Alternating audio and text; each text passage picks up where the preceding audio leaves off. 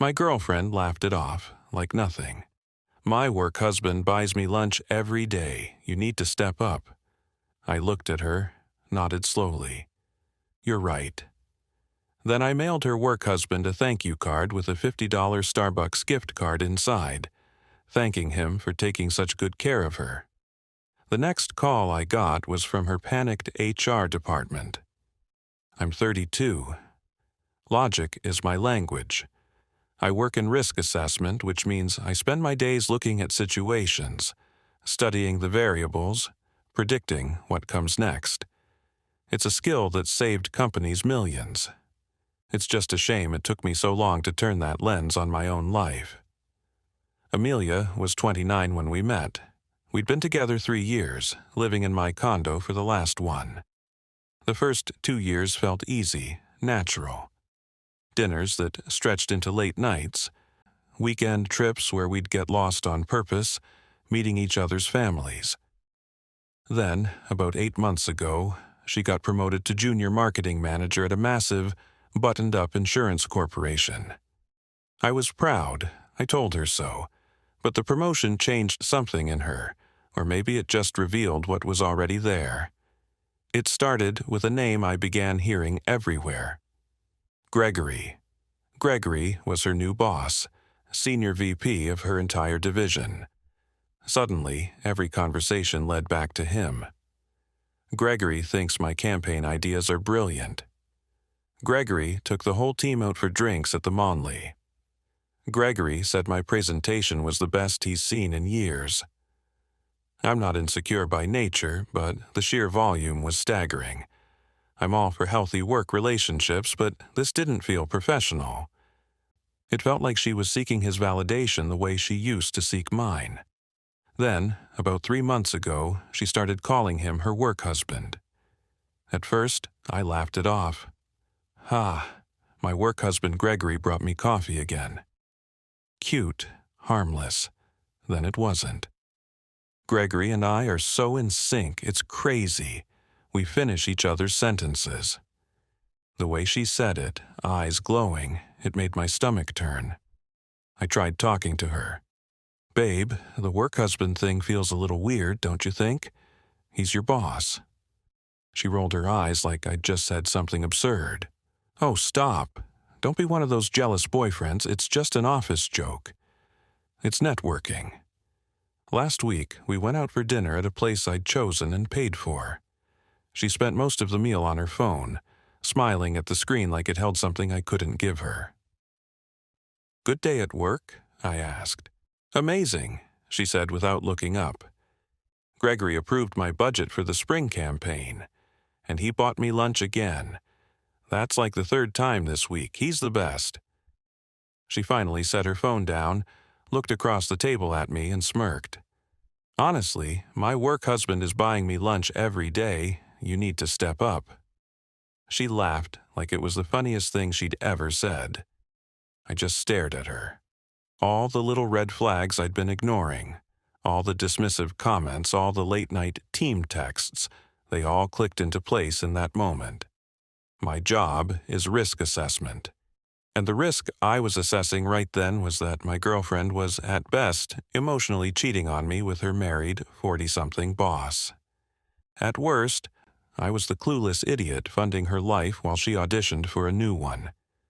And she wasn't just doing it, she was mocking me for it. You need to step up. A strange calm washed over me. The hurt was there, buried under a thick layer of clarity. I smiled back, small and tight. You're right, that's very generous of him. I should thank him. Amelia's smirk faltered just for a second. What? Don't be weird. No, I'm serious. It's nice to know someone's taking care of you at the office. I'll step up. The rest of dinner was quiet.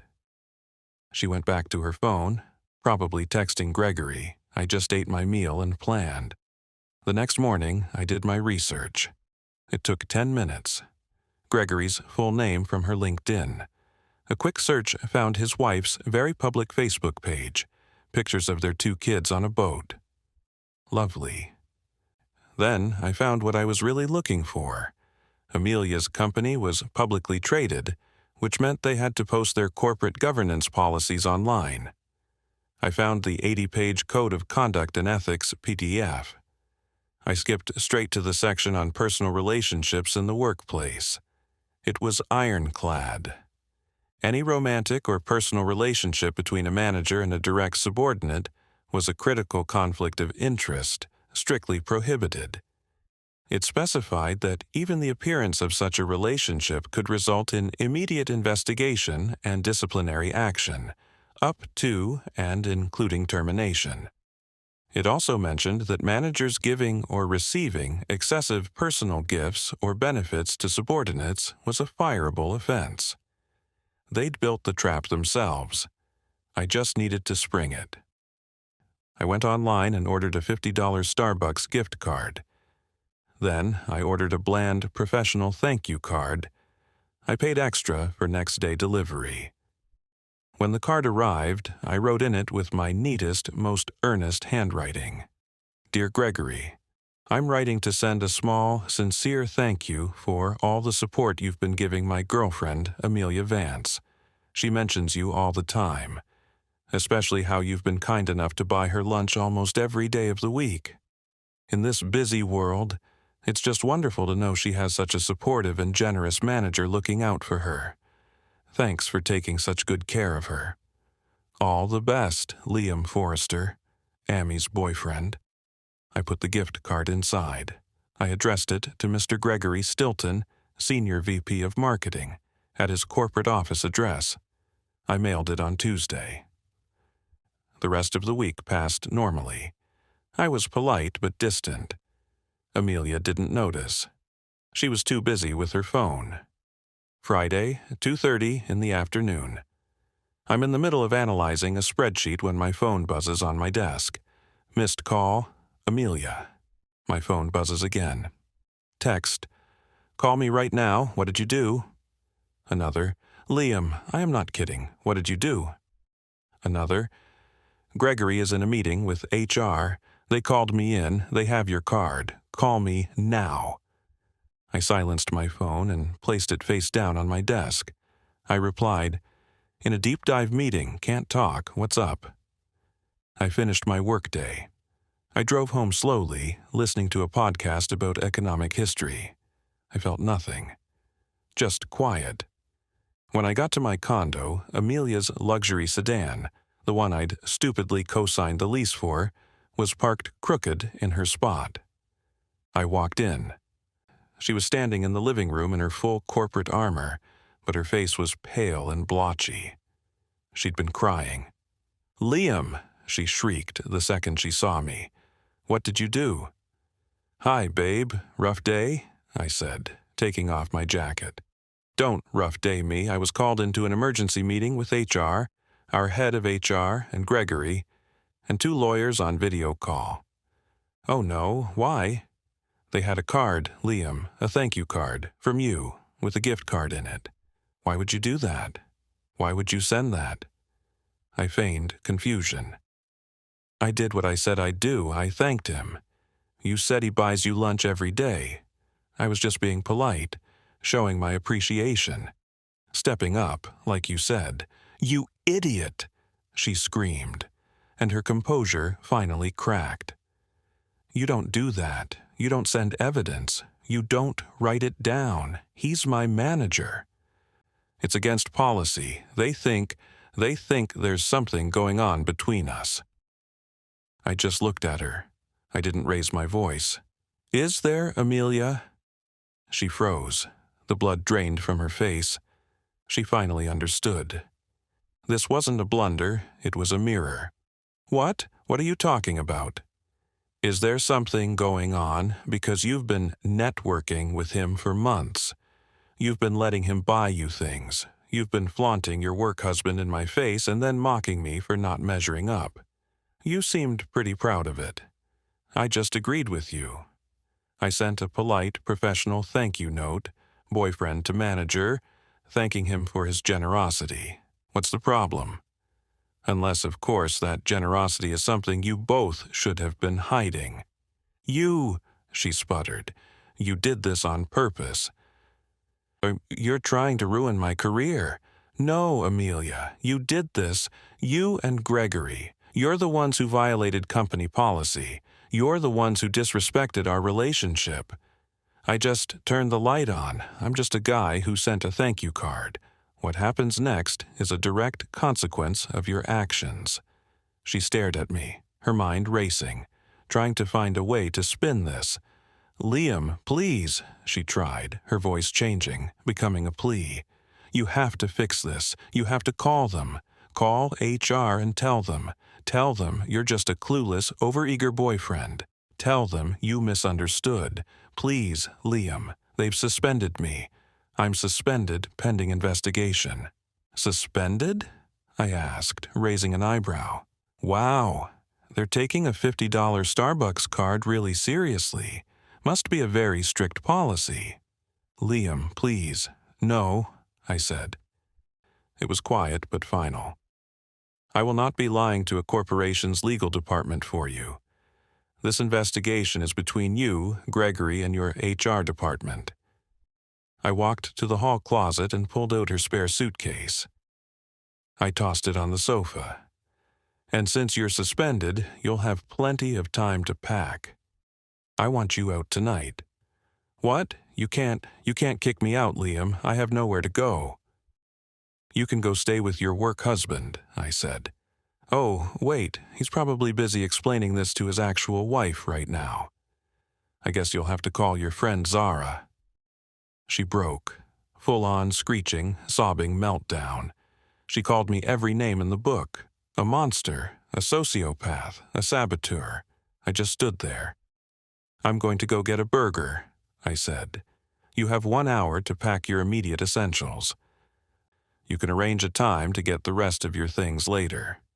If you're not gone when I get back, I'm calling the police to have you escorted from my property. I walked out, got in my car, and left her screaming in the middle of my living room. I didn't look back. Update 1. 1 week later. It's been a long week. Thanks for all the comments and messages. It's validating, knowing I'm not the crazy one here. So, as predicted, Amelia went to her friend Zara's place. I came home an hour after I left and she was gone, along with a suitcase and most of her expensive toiletries. She'd left a nasty note on the counter. I threw it away without reading it. First thing Saturday morning, I called a locksmith and had the locks changed on my condo. I've been documenting everything. Screenshots of her texts, a copy of the code of conduct, a receipt for the card. I sent it all to my friend Ben, who's a contract lawyer. He said, "This is beautiful, man. Plausible deniability all the way. She's toast." The peace and quiet lasted about 48 hours. Then the first wave of entitlement hit. Entitlement Act 1. The phone call from Daddy Monday night. I got a call from an unknown number. I answered. "Is this Liam?" A deep, gravelly, I own a yacht voice. "This is Arthur Vance, Amelia's father. Son, I think you and I need to have a chat. You've made a terrible, terrible mistake. You've put my daughter's career in jeopardy over some petty, childish jealousy."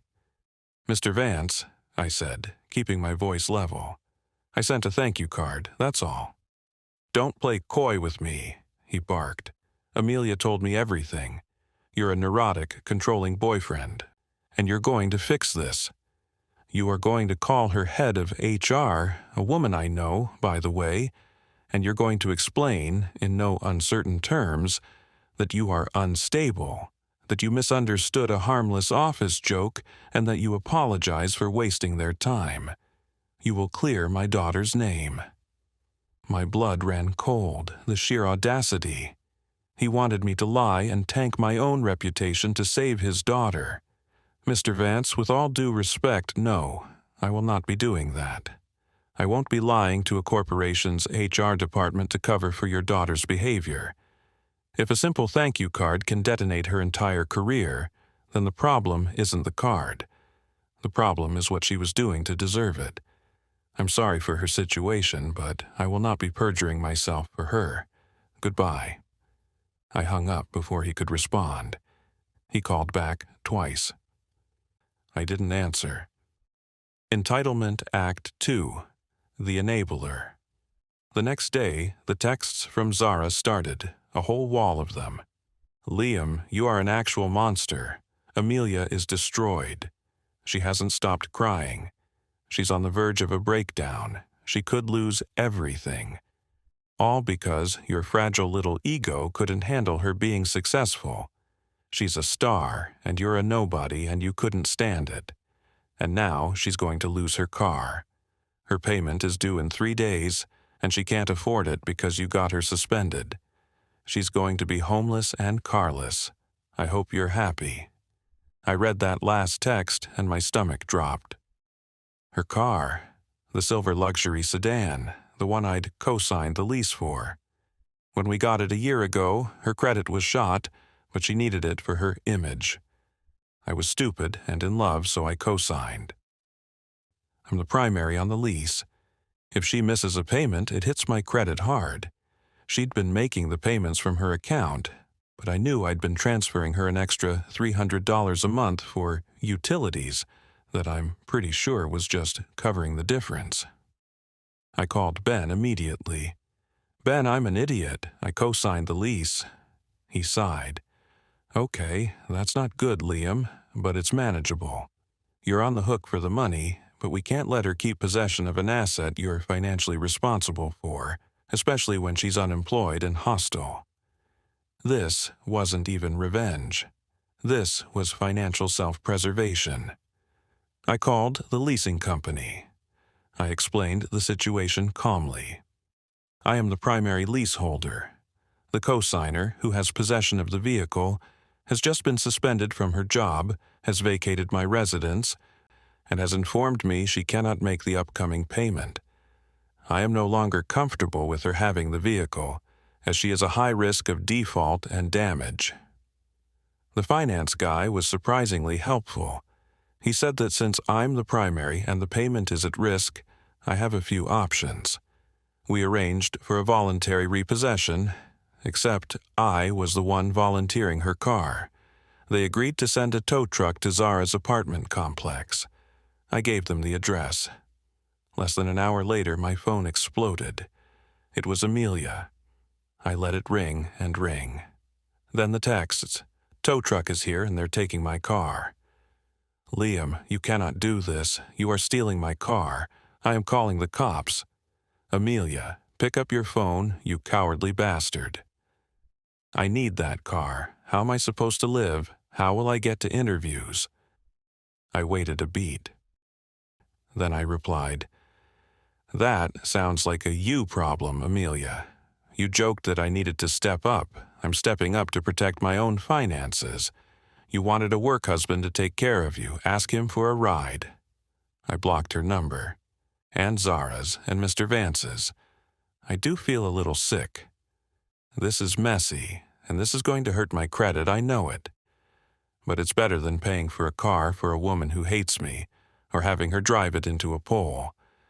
This is just consequences. Update 2, the fallout.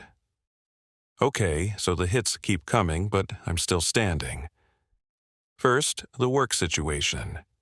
I heard through a mutual friend, who's firmly on Team Liam, thankfully, what the final verdict was from Amelia's HR investigation.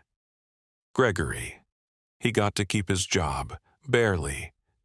He was stripped of his senior VP title, demoted 3 levels down to a senior analyst with no one reporting to him. A career-ending move. He also lost all his unvested stock options and bonuses.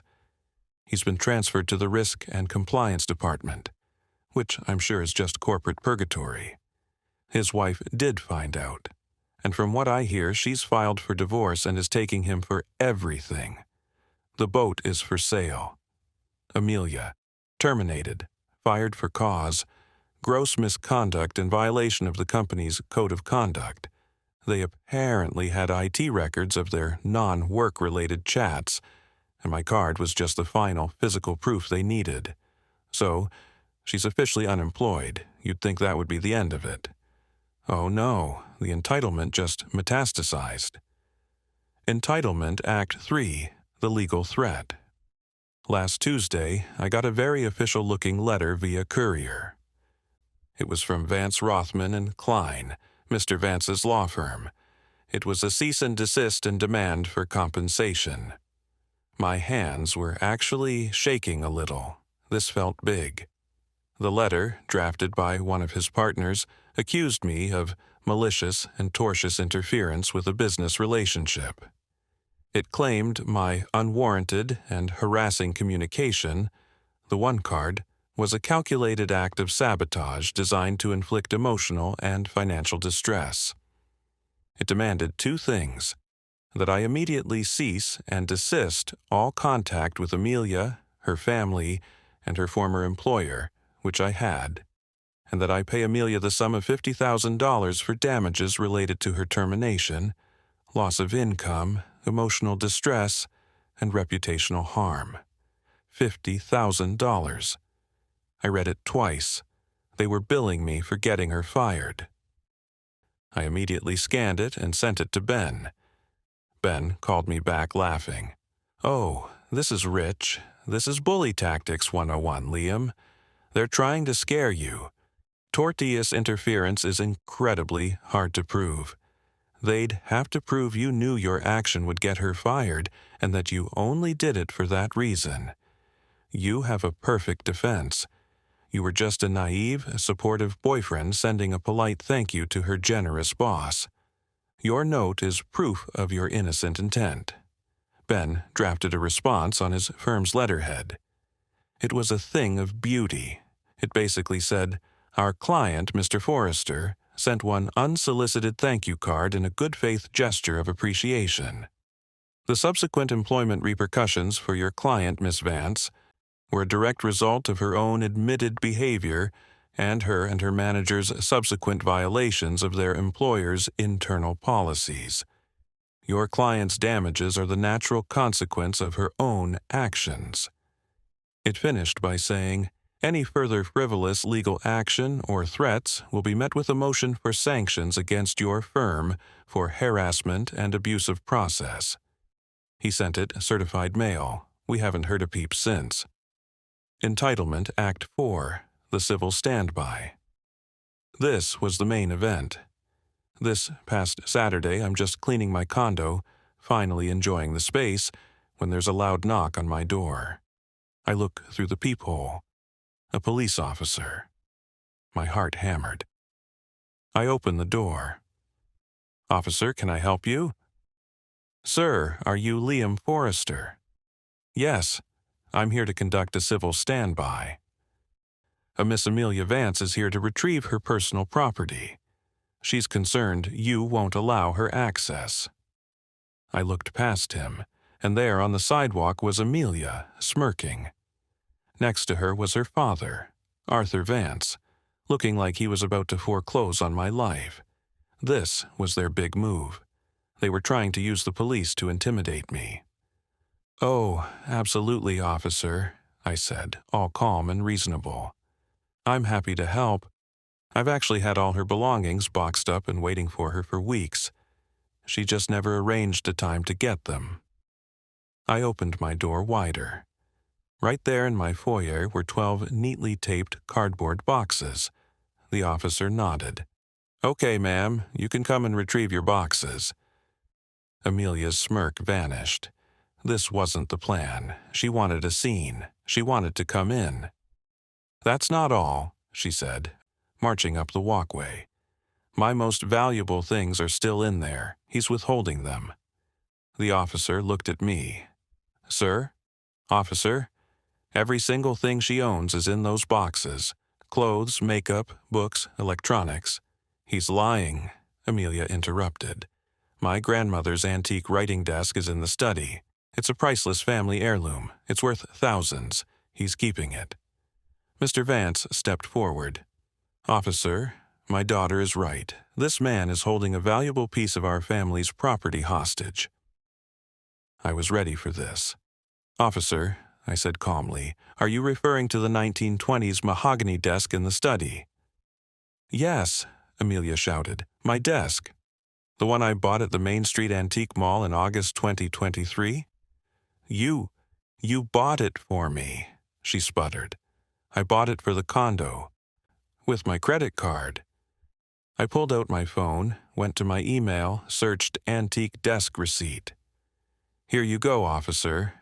I handed him my phone. There's the credit card receipt for $2,200 from the antique mall on my Amex. My name, my card, not an heirloom, not hers. The officer read it, nodded, and handed my phone back. His entire demeanor changed. He was done. Ma'am, he said to Amelia, this is a civil dispute. Ownership of gifts is for a judge to decide, not me. It's not theft if he has a receipt. I am not going to breach the peace for a desk. My job here is to make sure you get your personal, undisputed property and leave. Take your boxes. Mr. Vance started to bluster. Officer, I don't think you understand who I am. The officer cut him off. Sir, I understand you're a citizen who needs to stay on the sidewalk while your daughter gets her boxes, unless you want me to call my sergeant down here for interfering. Mr. Vance turned purple. Amelia looked like she was going to spontaneously combust. She was forced to stand there, in front of a cop, while her father and her silently loaded boxes of her shoes and jackets into the back of his Mercedes. As they were leaving, she turned. You will regret this for the rest of your life, Liam. I just looked at her. I already regret the last 3 years, Amelia, but I'm feeling better about the future. I nodded to the cop. Thanks for your time, officer. Appreciate you keeping things orderly. He just tipped his cap. Have a good day, sir. I shut the door, locked it, and for the first time in a week, I actually laughed. Final update. The aftermath. It's been a while. A lot has settled. The dust is gone. The drama is over. I wanted to write a final update for everyone who followed this mess. The legal threats from Mr. Vance and his firm evaporated completely after Ben's letter. They knew they had nothing, and that I wasn't going to be an easy target. The $50,000 demand was just a puff of hot, expensive air. The car. This is the one part that sucks for me, and I want to be real about it. The voluntary repossession was the right move, but it still hit my credit. As the primary signer, the default was mine. It dropped my score about 90 points. I'm in a credit repair battle now, disputing it, providing all the documentation that I was not in possession of the vehicle and the co-signer defaulted. Ben says it's a long, annoying fight, but one I'll eventually win. It's a realistic consequence. I co-signed, I paid a price, it was the cost of extraction. And frankly, worth it. It's just money. It's just a number. What about them? I've heard bits and pieces from that one mutual friend who I still grab a beer with. Gregory. His divorce was finalized. His wife took him to the cleaners. He sold the boat and the house. He's apparently living in a rental apartment and is still stuck in that corporate hell demotion at the insurance company. He's a pariah there. No one talks to him. Amelia. This is, well, it's the natural outcome. After I kicked her out, she stayed with Zara for about 6 weeks. According to my friend, it was a disaster. Amelia apparently expected Zara to be her new provider. She paid no rent, ate all her food, never cleaned, and just cried and moped about how unfair her life was. Zara finally kicked her out.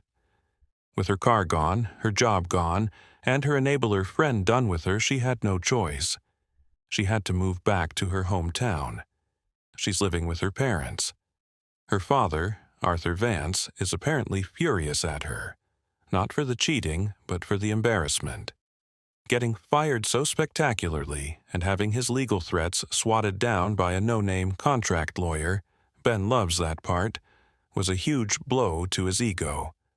Amelia is no longer the successful marketing exec. She's working an entry-level admin job at a local insurance office in her small town. The luxury life is gone.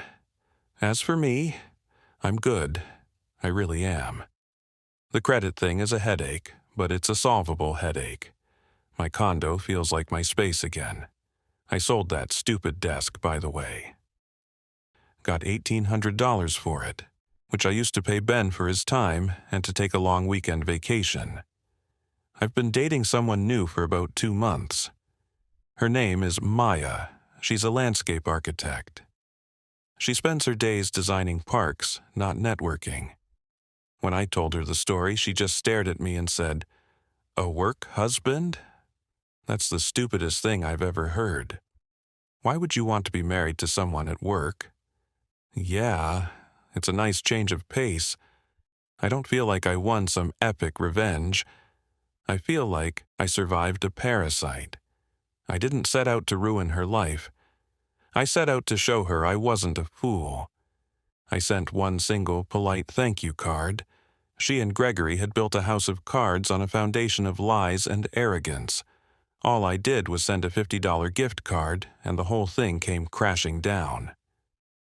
They didn't face my revenge. They faced consequences, and I'm finally at peace.